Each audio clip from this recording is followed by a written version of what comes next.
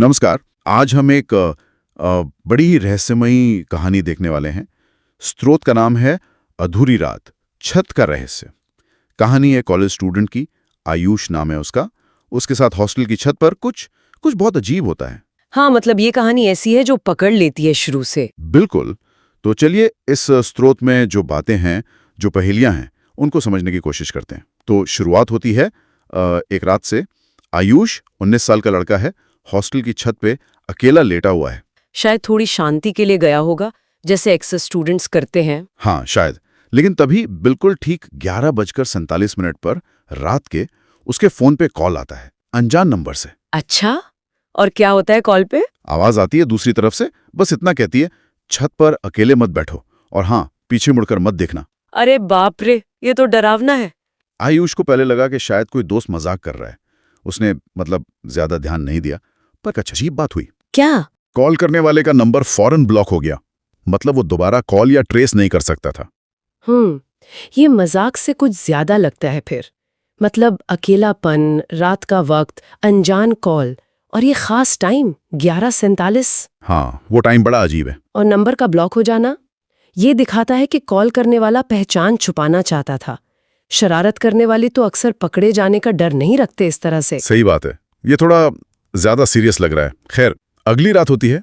आयुष शायद थोड़ा हिचकिचाते हुए पर फिर से छत पर जाता है। उसी टाइम के आसपास? हाँ, ठीक 11:47 पर दोबारा फोन बजता है, वही नंबर। ओहो। और इस बार आवाज पहले से भी ज्यादा डरावनी है, जैसे कोई फुसफुसा रहा हो। कहती है, मैं तुम्हें देख रहा हूं, तुम्हारे ठीक पीछे खड़ा हूं। उफ, ये सुन के तो किसी के भी रोंगटे खड़े हो जाए। उसने पीछे देखा? हाँ, जाहिर है।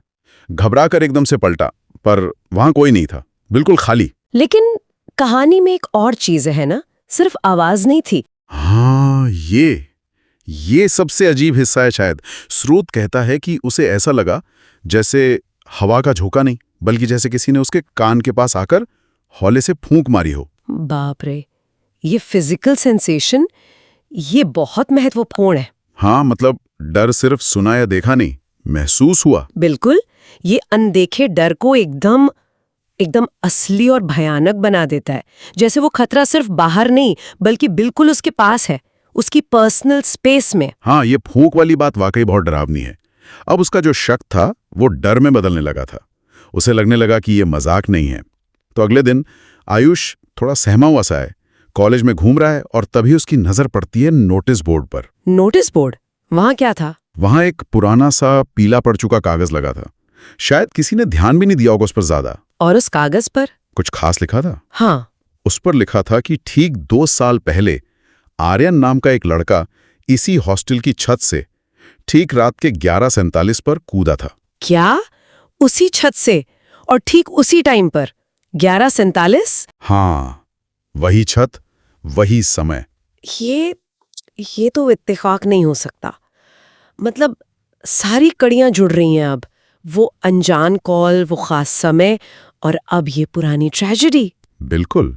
लेकिन रुकिए, कहानी में एक और चौंकाने वाला मोड़ है। स्रोत एक और खुलासा करता है। अच्छा, वो क्या? पुलिस रिकॉर्ड्स के हवाले से स्रोत बताता है कि जिस अनजान नंबर से आयुष को कॉल आ रहे थे, हाँ। वो नंबर आर्यन की आत्महत्या की केस फाइल में दर्ज था। वो आर्यन का ही नंबर था शायद। अरे बाप रे, मतलब ये क्या हो रहा है? ये कॉल्स उसी लड़के के नंबर से आ रहे थे जो 2 साल पहले उसी वक्त उसी जगह मर गया था। हाँ, स्रोत तो यही इशारा कर रहा है। तो अब ये मामला सिर्फ डरावना नहीं रहा, ये तो बहुत पेचीदा हो गया है। अब सवाल ये नहीं है कि कौन डरा रहा है, बल्कि ये है कि कैसे। क्या ये कोई अलौकिक चीज है, मतलब आर्यन की आत्मा या ऐसा कुछ, या फिर कोई बहुत ही शातिर और क्रूर साजिश है, कोई इंसान है जो ये सब कर रहा है। पर उस नंबर का क्या? ये सवाल स्रोत हमारे लिए छोड़ देता है।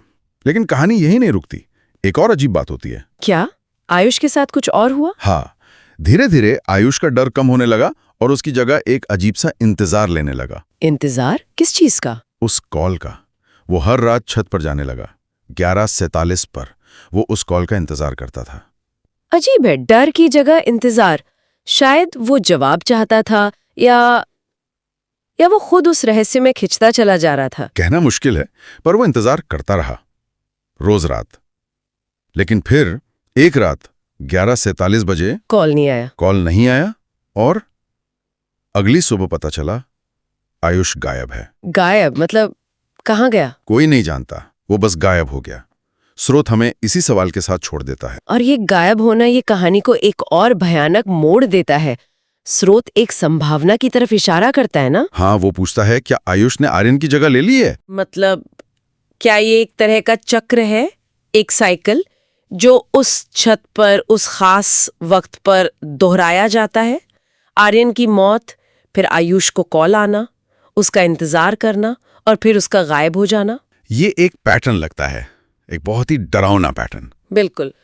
तो अंत में सोचने वाली बात यही रह जाती है, जैसा स्रोत हमें सोचने पर मजबूर करता है कि उस छत पर या उस समय 11:47 में ऐसा क्या है, कौन सी ताकतें काम कर रही हैं जो अतीत को वर्तमान से जोड़ रही हैं। और क्या ये आगे भी जारी रहेगा? शायद आयुष का गायब होना कहानी का अंत नहीं लगता, बल्कि लगता है कि शायद ये उसी चक्र का अगला पड़ाव है।